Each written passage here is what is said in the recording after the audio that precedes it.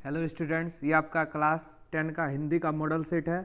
इसमें exam related question है। Model set मतलब एग्जाम का प्रतिरूप है। इसी प्रकार का क्वेश्चन एग्जाम में आया जाएगा। आप एग्जाम से पहले एग्जाम में आने वाले प्रश्नों से रूबरू हो सकते हैं, इसलिए ये मॉडल सेट तैयार किया गया है। चलिए देखिए हिंदी में क्या क्या है और क्या क्या आपको पढ़ना है। चलिए देखिए शुरू करते हैं। क्लास 10 हिंदी, हिंदी ए होता है ये। पहला है गद्यांश। स्वास्थ्य हमारे जीवन का सबसे महत्वपूर्ण पहलू है। स्वस्थ शरीर में ही स्वस्थ मस्तिष्क का निवास होता है। यदि हम स्वस्थ रहना चाहते हैं तो हमें अपने खान पान, दिनचर्या और मानसिक स्वास्थ्य का ध्यान रखना चाहिए। संतुलित आहार, नियमित व्यायाम और पर्याप्त नींद अच्छे स्वास्थ्य के लिए प्रमुख स्तंभ है। इसके अतिरिक्त तनाव से बचना और सकारात्मक सोच रखना भी स्वास्थ्य बनाए रखने में सहायक होते हैं। स्वास्थ्य का सीधा संबंध हमारे दैनिक कार्यों और उत्पादकता से होती है। जो व्यक्ति स्वस्थ होते हैं वह न केवल शारीरिक रूप से बल्कि मानसिक रूप से भी अधिक सक्षम होते हैं। आज की भागदौड़ भरी जिंदगी में कई लोग अपने स्वास्थ्य को नज़रअंदाज कर रहे हैं। मतलब दिन भर काम काम काम। स्वस्थ रहने का उपाय जल्दी उठना, व्यायाम करना, योगा करना, ये सब नहीं करते हैं आदमी। लोग अपने स्वास्थ्य को नज़रअंदाज कर देते हैं, जिससे दीर्घकालीन बीमारी का खतरा बढ़ जाता है। दीर्घकालीन बीमारी मतलब ऐसा बीमारी जो लंबे समय तक रहता है, उसको बोलते हैं दीर्घकालीन बीमारी। मतलब ये ले दे के स्वास्थ्य के बारे में है। तो पहला क्वेश्चन है, स्वस्थ जीवन जीने के लिए गद्यांश में किस प्रमुख स्तंभों का उल्लेख किया गया है? तो ए नंबर आंसर होगा संतुलित आहार, नियमित व्यायाम और पर्याप्त नींद। सब ऊपर में लिखा था कि नहीं?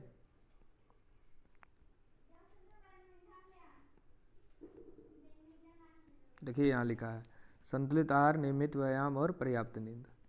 चलिए अब आगे 2 नंबर। स्वास्थ्य का संबंध किससे है? दैनिक कार्यों और उत्पादकता से। देखिए यहाँ लिखा है दैनिक कार्यों और उत्पादकता से।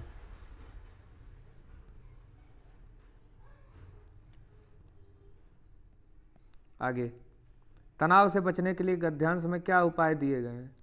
सकारात्मक सोच रखना। देखो यहाँ लिखा है सकारात्मक सोच रखें, तनाव से हम लोग बच सकते हैं।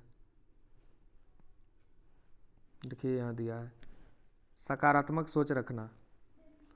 इसके अतिरिक्त तनाव से बचना और सकारात्मक सोच रखना। भागदौड़ भरी जिंदगी में स्वास्थ्य को नजरअंदाज करने का क्या परिणाम हो सकता है? दीर्घकालीन बीमारी हो सकता है हम लोग को, दीर्घकालिक बीमारी का खतरा। देखिए यहाँ ये भी ऊपर में दिया था, दीर्घकालीन बीमारी जो लंबे समय तक रहता है उसे बोलते हैं दीर्घकालीन बीमारी। यहाँ देखिए दिया है दीर्घकालीन बीमारी। चलिए हो गया। अब अगला पैसेज, गद्यांश। नारी है शक्ति, नारी है ज्ञान, नारी के बिना अधूरा है सृष्टि महान। सृष्टि मतलब यहाँ पे हो गया संसार के बारे में बात हो रहा है, और नारी मतलब स्त्री के बारे में। वह स्नेह का सागर, करुणा की धार, नारी है सृजन की अद्भुत पुकार, संघर्ष से आगे बढ़ती है नारी। हर बाधा से वह सरलता से हारी, समर्पण, साहस, धैर्य का प्रतीक। नारी के बिना जीवन है अधूरा, अधीर। सम्मान दो नारी को, पहचान दो उसके स्वप्नों को भी उड़ान दो। मतलब यहाँ पे नारी को, स्त्री को पुरुष के बराबर अधिकार देने की बात किया है। स्त्री की विशेषता को इसमें बताया गया है। तो पहला, गद्यांश के अनुसार नारी का बिना क्या अधूरी है? सृष्टि। नारी के बिना पूरा सृष्टि अधूरी है। नारी को किसका प्रतीक बताया गया है? समर्पण, सहन और धैर्य का। अगला, पद्यांश में नारी को, पद्यांश मतलब कविता होता है, नारी को किन गुणों को संबोधित किया गया है? करुणा, स्नेह और सृजन। नारी के सपनों के लिए क्या आग्रह किया गया है? उन्हें उड़ान देने का। नारी को भी उड़ान दो। सकर्मक क्रिया का एक उदाहरण दें। यहाँ पे रोना, उड़ना, चमकना, ये सब अकर्मक है। खाना खाना सकर्मक है। तो बी नंबर। सकर्मक माने क्रिया के साथ कर्म। अगर मैं खा रहा हूँ होता तो अकर्मक हो जाता। मैं खाना खा रहा हूँ तो सकर्मक। मैं पढ़ रहा हूँ अकर्मक। मैं पत्र पढ़ रहा हूँ सकर्मक। मैं लिख रहा हूँ अकर्मक। मैं पत्र लिख रहा हूँ तो सकर्मक।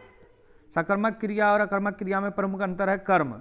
जैसे राम खा रहा है, क्या खा रहा है? आंसर नहीं आया इसमें, तो ये अकर्मक है। अब राम आम खा रहा है, क्या खा रहा है? आम, तो ये सकर्मक हो गया। सकर्मक क्रिया में हमेशा क्या होती है? कर्म। कर्ता तो होबे करेगा, दोनों में करता रहता है, सकर्मक में भी और अकर्मक में भी कर्म रहेगा। निम्न में से किस वाक्य में क्रियापद का उपयोग हुआ है? क्रियापद का उपयोग किस में हुआ है? बच्चा दौड़ रहा है, दौड़ रहा है। क्रिया के बाद जितना पद होता है उसको बोलते हैं क्रियापद। 12 नंबर हो गया। 13 नंबर देखिए, पत्र शब्द का अर्थ नहीं है। क्या नहीं है? पत्रिका, चिट्ठी, पत्ता, पुस्तक। पत्र का अर्थ यही पुस्तक नहीं होगा। पत्ता को भी पत्र बोला जाता है। मुख शब्द का एक अर्थ हो सकता है चेहरा, चेहरे में तो मुंह है। 15 नंबर चलिए,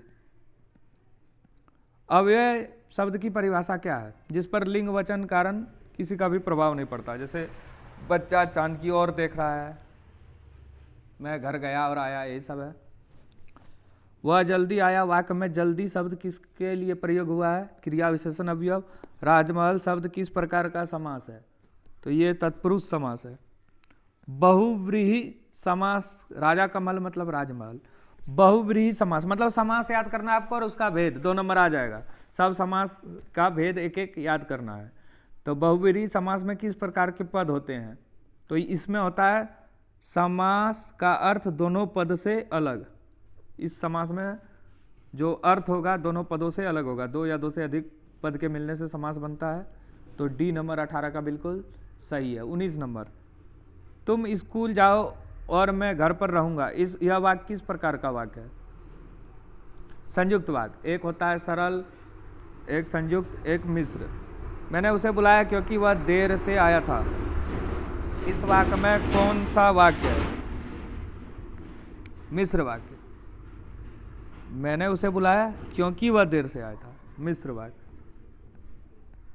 गद्यांश है, बार बार सोचते क्या होगा वह कौम का जो अपने देश की खातिर घर गृहस्थी जीवानी सब कुछ त्याग देने वाले पे भी हंसता और अपने लिए बिकने का मौका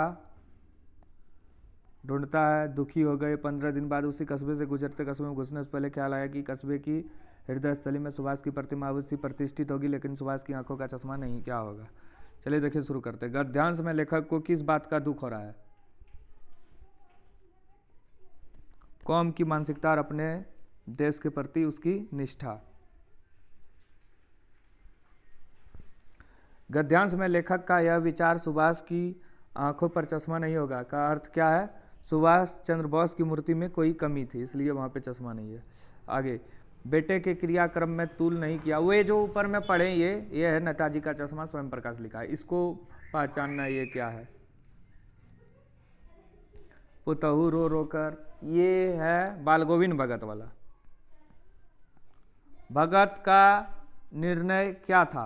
पुतहु को दूसरी शादी कराने का। पुतहु ने क्या कहा था जब भगत ने उसे घर छोड़ने के लिए कहा? मैं घर छोड़ने को नहीं, ये नहीं होगा। मैं आपके लिए बुढ़ापे में भोजन बनाऊंगी, मतलब मैं आपको छोड़ के नहीं जाऊंगी। बुढ़ापे में आपका सेवा कौन करेगा? अगला देखिए, भुजबल भूमि भूप बिनु किन्हीं विपुल बार महेंद्रवी तिन्ही सहबाहु भुज देनहिनी।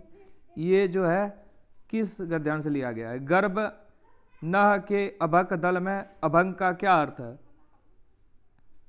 बच्चा। महिप कुमार किसे कहा गया है? लक्ष्मण को। 26 का सी बिल्कुल सही था, लक्ष्मण। विपुल बार महिदेव दिन्ही में महिदेव किसके संदर्भ में कहा गया है? महादेव शिव के बारे में। परशु बिलोकी महिप कुमार में परशु किसके लिए प्रयोग हुआ है? एक युद्ध अस्त्र क्या है? परशु, परशुराम। गंतोक का अर्थ क्या है? पहाड़, गंटोक। जितेन नार्गे की जिप में किसकी तस्वीर लगी थी? दलाई लामा। ये तिब्बत का धर्मगुरु था दलाई लामा। ठीक है, ये आपका हो गया 30 मोस्ट इंपॉर्टेंट क्वेश्चन जो आपका हिंदी एग्जाम में है। इसी के हिसाब से आपको तैयारी करना है। इसी तरह प्रश्न पूछा जाएगा। बुक से कैटो है, गद्यांश कैटो है, पद्यांश कैटो है, ग्रामर सेक्शन से कितना है, इसी को ध्यान में रख के आप तैयारी कर सकते हैं। जो जैसे समास है, अव्यय है, क्या है, क्रिया पूछा गया है, तो उसको ध्यान में रख के आप अपने तैयारी को बेहतर बना सकते हैं। ठीक है, थैंक यू।